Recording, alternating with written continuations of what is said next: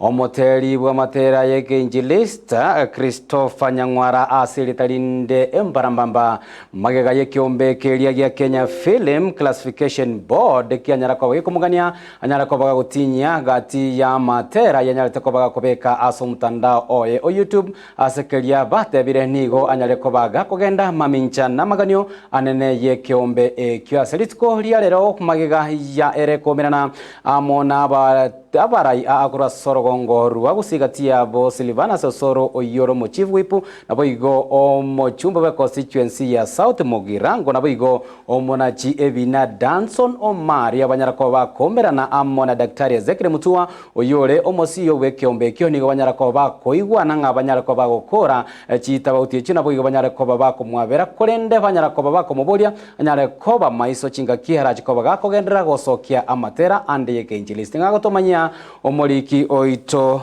Diana Sawe. Mega yekiombe gya Kenya Film Classification Board inseyobotenene bwa Ezekiel mutua kumugani omonyangero wa matera yenchiri Christopher Nyangwara keye Embarambamba utinya gati ya matera ye kurwaso mutando YouTube nigo bane yabero mweso mega yabare kubeko Kufuata no kukwerere ere kwaberwa. Just a few days ago, I think on Saturday, and we agreed to start a process to see how we can change this amazing talent and creativity and energy into something that will promote our moral values and culture, and where we use this energy of Embarambamba not to destroy society but to build society.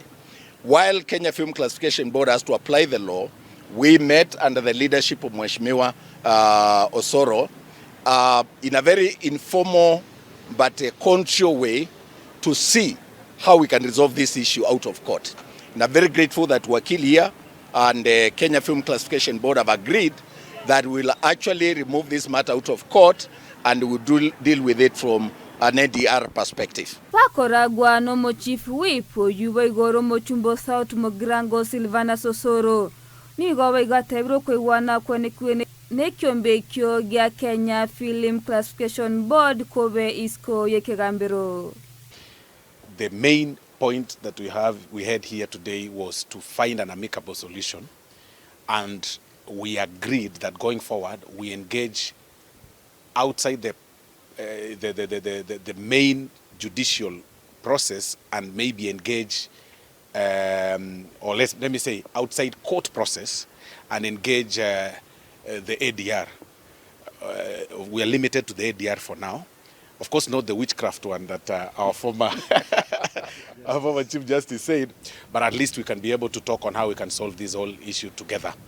And like you saw, Embarambamba has already started acting on some of the demands by KFCB, which he knows, he has facts within his knowledge.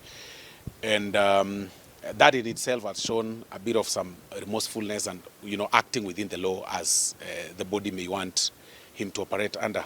Waigo munachebi na Danson Omari nigo anchiraniro kwewa no kwo isko yekagambero hasa tebrengo chako mwenekele omoteri Embarambamba ocha kogendera na matera nonyana beigo nigo bamogani Christopher Nyangwara ko bamaiso na matera lia hagosokia. But meanwhile, the ban had caused a lot of problem to all the Kisii leadership. The chief whip could not sleep the whole of yesterday night. All the community was up in arms that Embarambamba, because that is our brand in music, was now out of circulation. It also came to my brother, Ezekiel Mutua, which you know that he is the boss of Embarambamba. So in solidarity, my brother and my brother reached out with me. We decided to engage the entity in a manner that can resolve this dispute. So we have had a discussion and we've agreed that this matter does not need to go to court. Kolipota liye gataseni Ndizi TV kiachire ngumoro rwa Gusii county ya Kisii na Nyamira Ndiana Sawe.